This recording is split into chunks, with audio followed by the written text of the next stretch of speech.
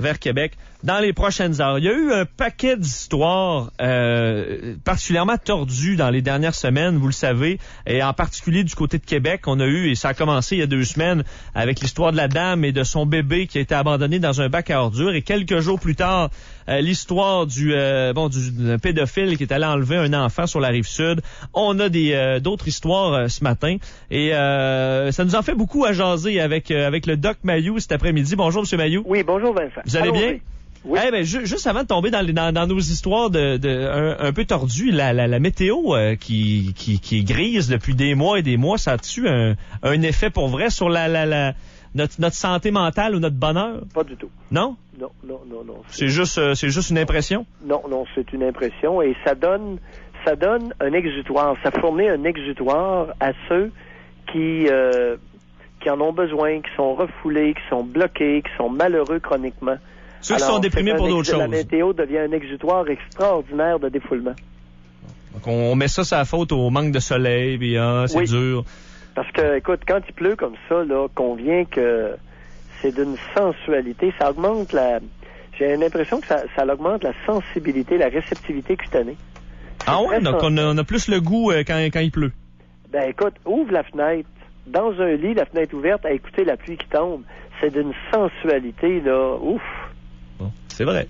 Mais là, ça commence à faire beaucoup de sensualité dans les dernières semaines. Ah, ben, pour ceux qui sont actifs sexuellement, pour ceux qui sont inactifs, ils en bavent un coup. Mm-hmm. Et ceux qui sont frustrés sexuellement puis qui rouvrent la fenêtre, qui entendent la pluie doucereuse tomber, ça les rend sans connaissance.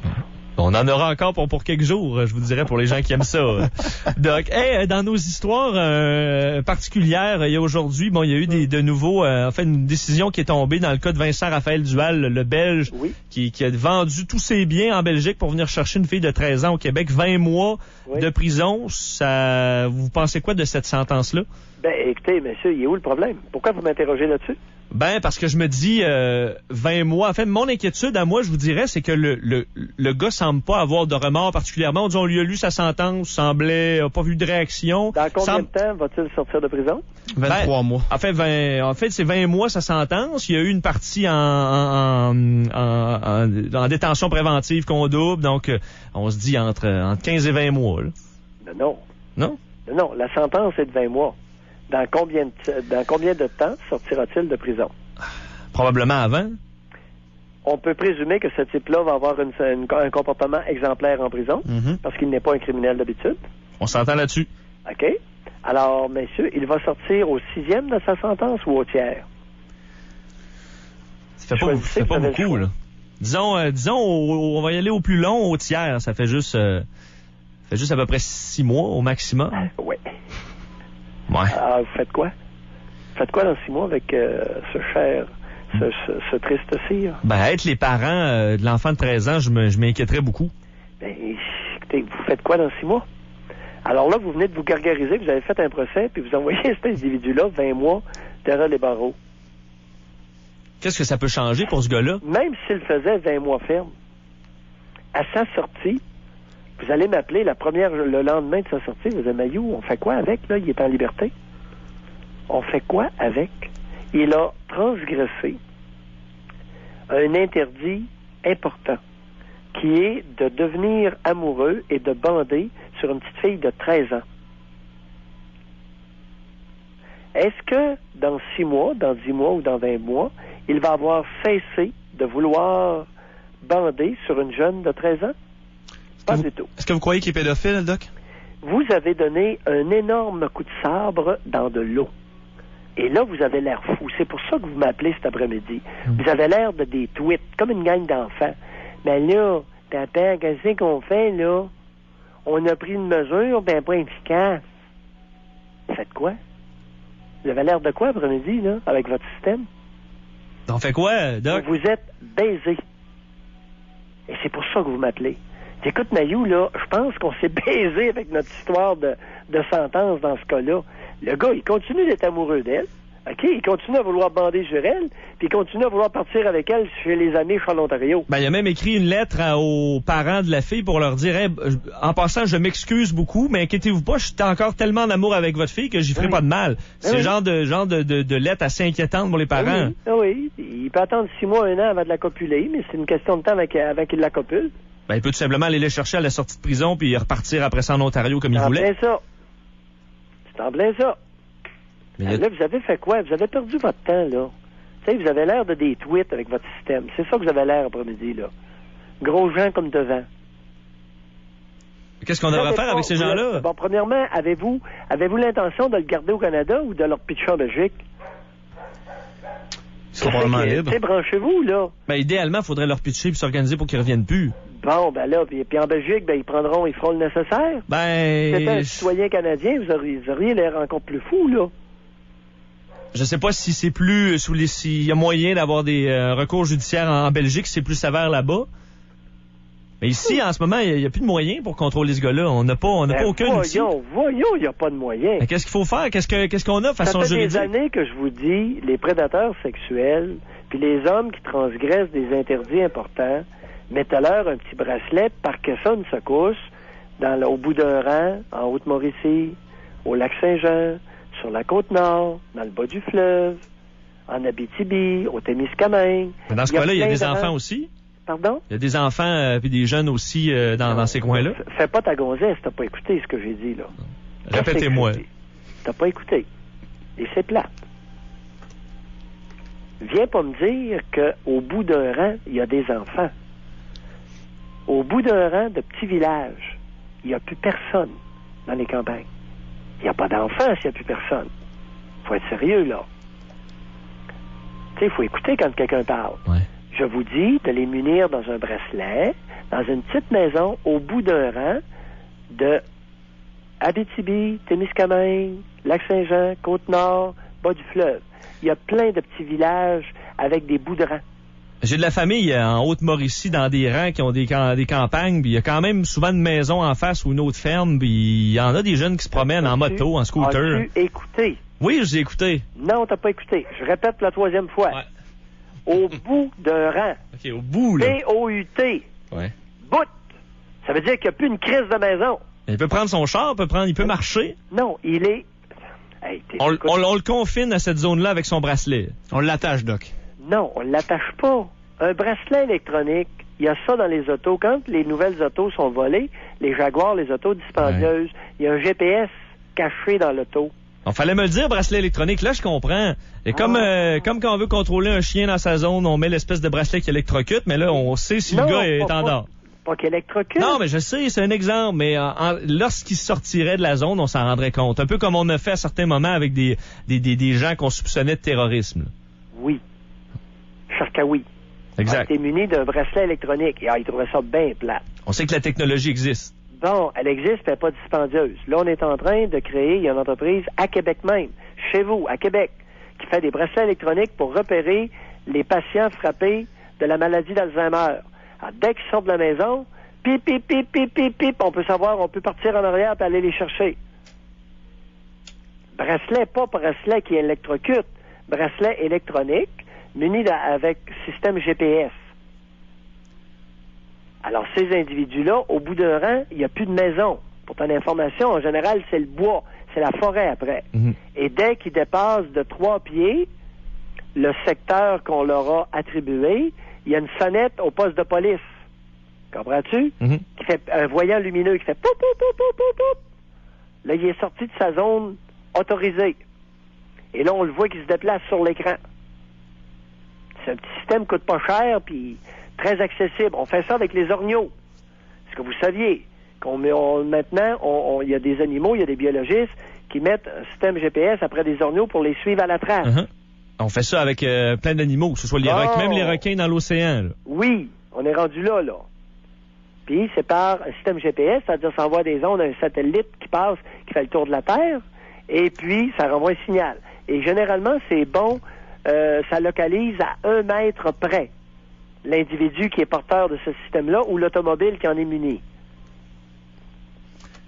Le juge là-dedans, Monsieur Mailloux, le juge Jean-Pierre Bonin qui disait, entre autres comme facteur atténuant, que le gars dans ses chats ou dans ses emails avait pas de connotation sexuelle explicite avec la fille. Est-ce qu'on peut blâmer le juge d'avoir vu ça comme un facteur atténuant ou non? Non. Regarde, l'individu, c'est pour ça, là.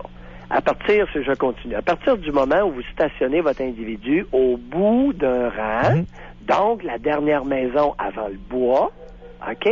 Il n'y a pas de voisins, il n'y a pas d'enfants à des kilomètres à la ronde dans bien des rangs du Québec. Il n'y a plus d'enfants maintenant. Dans bien des rangs du Québec, pas toutes, dans bien des rangs du Québec, une fois qu'il est bien stationné, ben, on l'observe. Comprends-tu? On peut aller lui faire des visites, on peut le faire descendre en ville accompagné pour être évalué. On l'évalue comme il faut. On suit son évolution. Mais il y a pas, il me semble, au nombre de pédos et de dangereux qu'on a, on peut pas tous les mettre en campagne, il y en aurait partout? Non. Non? Non, vous en mettez 5. Non, vous en mettez 5. Il y en a des bouderangs abandonnés au Québec. Non, vous ne pourrez jamais. Il n'y a pas assez de pédos au Québec pour garnir les bouderangs. Ça leur prend de maison, ça leur prend quand même du stock pour vivre dans ce coin-là. C'est ça. On veut pas leur donner des vacances non plus en campagne. Ben oui, mais attends un peu, là. T'es-tu de la ville ou de la campagne, là? De la ville. Ah, c'est pour ça que tu connais pas grand-chose. Ouais. T'es ignorant rien qu'en masse. Alors, en campagne, on cultive un jardin. Ouais. On garde des poules pour avoir des œufs. OK? On élève quelques animaux pour se faire de la viande pour l'hiver. Puis ensuite, on travaille. On peut aller couper du bois de poêle. Mais vous aimez ça, la campagne? Non. Écoute, je t'ai-tu demandé si j'aimais ça? Non, mais vous restez là. Je te suggère, tu me dis, on fait quoi avec ce monde-là? Je te suggère une façon efficace et non coûteuse pour la société. T'as avantage à m'écouter. Oui, mais je comprends, mais je me demande, on dit non coûteuse, mais ça prend des maisons pour tout ce monde-là dans les bouderangs? Bon, les maisons, ils vont se les construire. Ils ont juste ça à faire. On va en mettre 5-6 ensemble, puis on va leur dire, écoutez, vous allez aller bûcher du bois, on va le scier, il y a des moulins mobiles, vous allez vous construire une belle petite maison, vous allez vivre là-dedans, ça coûte. Ben oui, on les fait travailler. Puis là, on amène d'autres pour leur aider parce qu'il y a des menuisiers là-dedans. Il y a toutes sortes d'individus avec toutes sortes d'habiletés manuelles. Mais Doc, je comprends votre projet, là, mais ça passera jamais en 100 ans. Ah, ben là... Mais je sais pas, j'essaie d'amener un petit... Je vous dis pas que mon projet va passer. OK. Vous m'appelez pour me demander, on fait quoi? Moi, je vous donne des pistes de solutions. Je voulais pas les prendre. M'en maudit comme dans la garage. Puis de les mettre en cellule carrément, c'est pas aussi bien? Ben oui, mais en cellule, les copains, ça a été démontré que 3 jours après être sorti de cellule, la plupart se mettent en chasse. Uh-huh. Puis pourquoi pas dans un fonds de campagne? Un cas à Trois-Rivières que j'ai évalué, il y avait eu 16 mois de thérapie de la parole avec les intervenantes de Pinel. 4 jours après sa sortie de prison, il avait spoté une femme en chaise roulante, atteinte de dystrophie musculaire, et 2 mois après, il la violait chez lui, chez elle, dans son lit. Il avait défoncé en été le moustiquaire, puis il s'est fait prendre en train de la violer.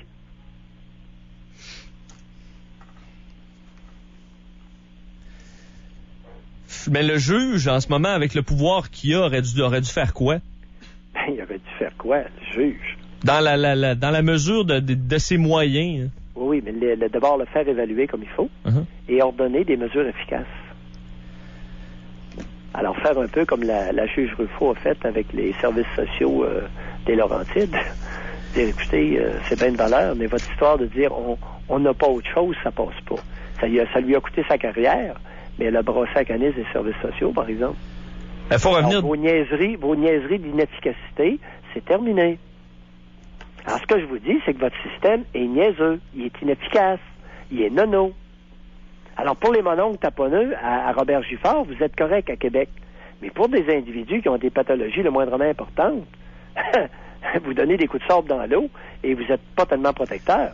Maintenant, appelez Couture à Robert Giffard, il va vous dire que ses statistiques sont extraordinaires.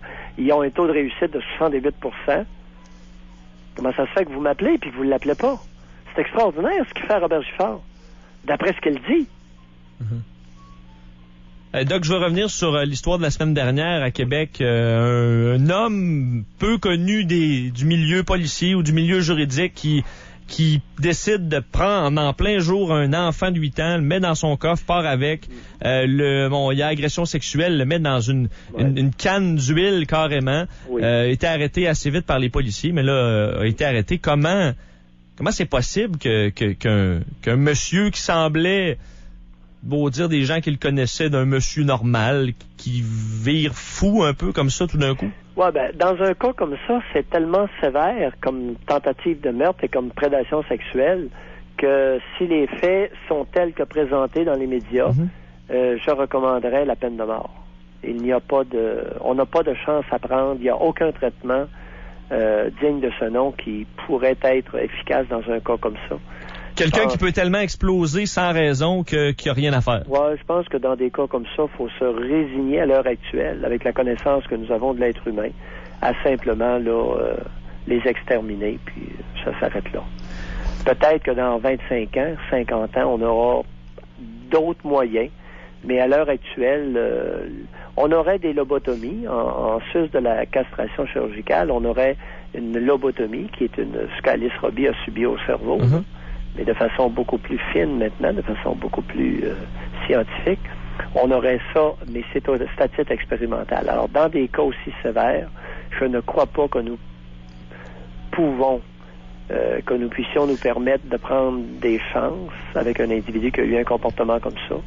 Et je pense qu'il est impérieux de reconsidérer, remettre la peine de mort pour différents types de délits.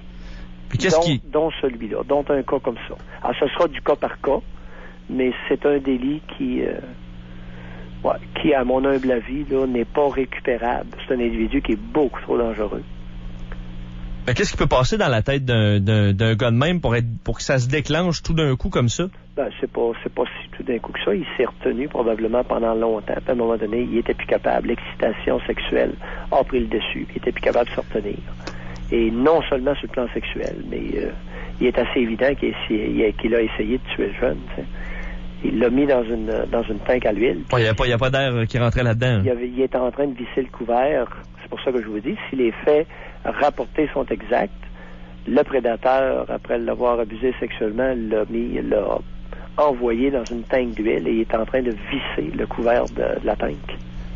Doc, est-ce que ça se peut que justement un type comme Pierre Defoy ait pu retenir toutes ces pulsions-là pendant tellement longtemps? Est-ce qu'on peut avoir une idée de le laps de temps que ça, mettons à 22 ans, depuis 22 ans, il sait qu'il y a des tendances pédophiles, il retient ça, puis à 50 ans? Ce que j'en sais, ce que je peux vous dire là-dessus, c'est que c'est graduel. Il y a souvent chez les prédateurs sexuels une augmentation de l'excitation à l'intérieur de la déviation. Alors la déviation devient de plus en plus sévère parce que de plus en plus excitante, envahissante mentalement. Et à un moment donné, ils éclatent, puis là, ils passent à l'acte. L'enfant dans tout ça, le jeune de 8 ans qui a été sorti des griffes de ce gars-là assez rapidement, mais qui a eu le temps de se faire agresser quand même, je me disais... un jeune, à qui c'est arrivé comme ça, c'est arrivé dans la soirée, a été pris par les policiers quelques minutes après l'agression, qui est pris en charge rapidement. Est-ce que c'est une rémission qui est plus facile que, par exemple, quelqu'un qui a été agressé dans sa jeunesse puis qui a gardé ça, qui a mijoté ça pendant longtemps? Bon, premièrement, premier point, ce n'est pas sans raison que je recommande la peine de mort pour ce genre de cas-là. Deuxièmement, la question que tu poses est légitime, c'est du cas par cas. OK. Ce n'est jamais, il n'y a jamais les mêmes réactions chez deux personnes, deux victimes. Mais désamorcer ça rapidement, puis pris en charge rapidement, ça change pas. Dans ta question, tu as introduit la dimension agression sexuelle, alors qu'il s'agit davantage d'une tentative de meurtre. C'est drôle, c'est votre réaction, et c'est souvent la réaction de plusieurs. Ils vont faire passer l'agression sexuelle avant la tentative de meurtre. Le petit garçon, il a failli être tué. Et la tentative de meurtre est bien pire que l'agression sexuelle. Pour les séquelles psychologiques? Ben voyons. Essayer de le tuer. C'est assez évident. On a vu les images à la télévision, la tank qui était là, puis si l'information qu'on nous a donnée est exacte, c'est une tentative de meurtre. Écoute, il était enfermé dans un coffre, il a réussi à l'ouvrir, il aurait pu étouffer. Alors, il a réussi à ouvrir le coffre, dans un premier temps, puis ensuite, ligoté, il est allé dans une tank à l'huile. Une tank vide, puis il est en train de visser le couvert. Alors, combien de temps pouvait-il demeurer à l'intérieur de la tank sans suffoquer? Ça n'aurait pas été long. Doc, puis il y a des histoires, il y en a en masse, là, mais dans la ville de Québec, encore la semaine dernière, 2 jeunes, c'est quoi, c'était 18 et 19 ans? C'était pas dans la ville de Québec, c'était à Saint-Émilie de l'Énergie. C'est ça, Saint-Émilie de l'Énergie. Dans le coin de Joliette. En plein ça, 2 jeunes qui ont introduction assez violente. On est entré dans la maison d'une dame de 76 ans qu'on a violée, qu'on a volée également et qu'on a battue. La dame qui s'en est sortie bien dans les circonstances, d'après ce qu'on rapporte dans les médias. Mais 2 kids de 18 et 19 ans qui agissent de la sorte, c'est assez particulier, disons. Complètement tordu, ça. Ben, écoutez, ce sont des individus qui, à mon humble avis, ne devraient plus jamais être remis en circulation dans le trafic, dans la collectivité. Même à 18-19 ans? Alors, c'est un autre exemple. Ou bien, c'est gardé dans des pénitenciers autosuffisants qui ne coûtent rien à la société, jusqu'à leur mort. Ou bien, c'est remisé dans une maison, dans le bout d'un rang. Et on en met 3-4, puis s'ils s'entretuent, ben là, s'il y en a un qui est trop dangereux pour les autres, ben écoute, on peut toujours reconsidérer la peine de mort pour ces cas-là. Non, je suis très sérieux, là. L'abolition de la peine de mort en 1976, là, ça n'a pas été le geste le plus brillant de la collectivité québécoise, là. Mais à 18-19 ans, avec le temps, il n'y a rien à faire avec ça quand même. Messieurs, si c'était votre mère, vous réserveriez quel sort à ces deux tristes cires? On serait hors de nous, là. Oui, et vous feriez quoi? Si la justice suit son cours et qu'on respecte la jurisprudence et qu'on leur donne quelques mois, je serais sûrement assez violent. C'est-à-dire? Je sais pas, c'est sûr que... Faut l'avoir vécu pour bien parler là-dessus, mais c'est sûr que moi, j'ai tendance à refuser d'aller dans les méthodes du Moyen-Âge malgré tout. C'est-à-dire que je l'enverrai pas à potence malgré tout, je ferai confiance à la justice même si je suis un peu naïf dans cette situation-là.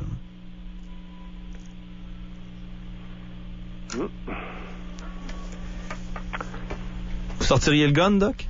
Il y a ne réfléchit pas. Écoute, il faudrait pas que ça arrive à ma mère, là. Non, c'est certain. C'est certain qu'on sort tout hors de nous, là. Non. Je suis très calme dans ces situations-là. Je ne serais pas du tout hors de moi. Mais vous régleriez ça comment? Je réglerais mes problèmes. Alors, au lieu de m'en remettre de façon lâche à la société, je pense qu'il y a des problèmes qui méritent d'être réglés par la personne offensée. Sauf que souvent, ces gens-là, après ça, se retrouvent avec encore plus de problèmes que les... On me la sert ça régulièrement, ça. Ouais. Mathieu, ça va être terrible après. Ouais. Ça, c'est une rationalisation de caniveau. Ça veut dire caniveau, là, de ruelle. Tu comprends? On l'entend. Oui, mais après, ça va être bien terrible, le sort qui va m'arriver. Mais oui, mais la personne offensée, qui n'a plus aucun droit à se faire justice, c'est quoi votre système? Il est où le problème? Vous vous en remettez aveuglément à un système? Vous renoncez à tous vos droits de vous faire justice vous-même? Ça mérite une discussion, ça, là. Ça mérite réflexion. Doc Mayou, Parce que ça s'apparente dangereusement à la lâcheté. S'en remettre aveuglément, totalement et complètement à quelqu'un d'autre ou à une institution, on appelle ça de la lâcheté. Mais on l'est pas. Je pense qu'en général, on est de plus en plus très critique envers notre système et frustré envers le système de justice, non? Voyons, messieurs. Semaine après semaine, on a des histoires qui nous enragent sur notre système de justice, mais c'est quand même dur de trouver un moyen pour changer ça. C'est le système que vous vous êtes donné. Et c'est un système fortement coloré par la lâcheté. J'ai pas décidé des peines qui se donnent présentement. Allez voir aux États-Unis, allez vous promener au Texas, allez vous promener en Alberta, puis allez faire les cons en Alberta pour le fun, là. J'ai habité en Alberta, puis c'est assez rapide si on fait des niaiseries. Oui? Oui. Non. Tu me dis pas. Est-ce qu'il y a une différence entre le Québec et l'Alberta? Ça discute pas mal moins avec les agents. Oui? Ouais. Puis si tu trépasses, là, si tu envahis une propriété privée, si tu piles sur une propriété privée en Alberta, il arrive quoi? Généralement, tu passes la nuit pas chez vous. Ouais? Puis le propriétaire va faire quoi, là, s'il t'avertit une fois, puis il y retourne sur sa propriété privée en Alberta? C'est si tu t'en vas chasser sur une propriété privée, puis le gars t'avertit, tu y retournes? Peut-être venir te voir? Il va aller te voir 2 fois en Alberta? Je sais pas, peut-être la première fois. Non, il ira pas te voir 2 fois. Je peux te le dire. Ça, le problème, Doc, c'est que si on se fait toute justice soi-même, à un moment donné, ça va dégénérer. Oui, c'est terrible. Je pense que oui. Si il faut commencer à protéger sa vie et sa propriété, ça va dégénérer. Comme en Alberta. Oui, je suis d'accord avec toi. Ça va dégénérer. ça va faire de la grosse pépine à tout le monde. Il y a une caractéristique au Québec qui s'appelle la lâcheté. L'hypocrisie et la lâcheté. Typique d'ailleurs des sociétés matriarcales. Hypocrisie, lâcheté. Mais des systèmes de justice, ça existe partout dans le monde quand même. Ah oui? Oui. Ben non. À Cuba, il n'y a pas de système de justice. Tu t'informeras. En Amérique du Sud, dans beaucoup de pays, il n'y a pas de système de justice. Mais dans En Indonésie, dans plusieurs pays, il n'y a pas de système de justice. C'est légitime de pas avoir de système de justice? Hein? Je trouve pas ça très légitime d'avoir de système de justice. En Yougoslavie, 1980, dans les années 90, il n'y avait pas de système de justice. Au Rwanda, il y a eu 800 000 morts. Il n'y avait pas de système de justice. Mais il n'y a pas un système Il n'y en a à peu près pas encore. Mais le système peut-tu fonctionner avec des modifications? Des bonnes peines, quelque chose qui fonctionnerait? Bonne réflexion, monsieur. Ouais. C'est intéressant que vous commencez à réfléchir sur votre système au lieu de le pavaner. J'ai bien dit le pavaner. Vous trouvez qu'on pavane notre système de justice? Oui. Qu'on le vante? Oui. Qu'on est fier de notre système de justice? Oui. Où ça? Au lieu de s'interroger beaucoup plus modestement, de dire, écoute, pas sûr que c'est si chic que ça. Tu sais, la lâcheté peut facilement prendre des apparences de vertu. Et il y a des petites caractéristiques comme ça dans la culture québécoise. L'hypocrisie et la lâcheté peuvent s'enrober d'apparences contraires. Je sais pas. C'est une réflexion comme ça. Il pleut. Doc Mayou, merci beaucoup. Bye, les amis. Au revoir. Merci, Doc. Bonne fin de journée. C'était le Doc Mayou sur un paquet de sujets. La semaine a été assez chargée en histoire de fou. Et le Doc a toujours des réflexions assez complexes.